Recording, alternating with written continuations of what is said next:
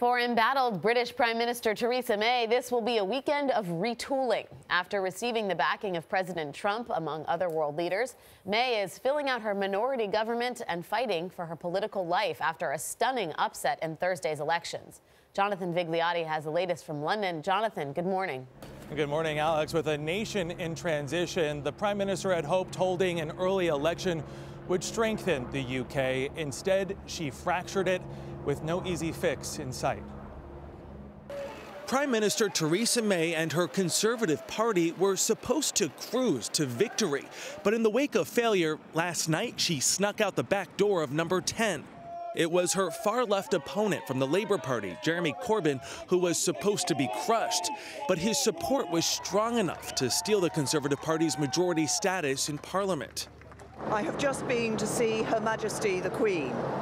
A weakened Theresa May went to the palace to tell the Queen she could only now try to govern with the help of a small fringe party from Northern Ireland. The group's anti-gay, anti-abortion beliefs will make them complicated but necessary allies if May is to lead the UK through Brexit negotiations. May called for this week's snap vote 3 years early, hoping to increase her party's majority and strengthen her hand ahead of the divorce from the European Union.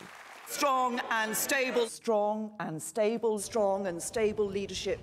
Her campaign seemed anything but strong and stable after a series of rushed policy U-turns. It's a mess the European Union is closely monitoring, if not already capitalizing on.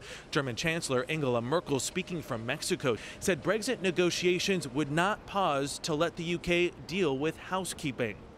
We will, of course, wait for the results of the British elections, she said, but the meetings with Great Britain will start in the next few days.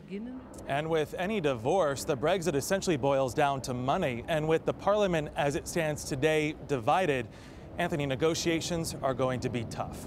Jonathan Vigliotti in London. Thanks, Jonathan.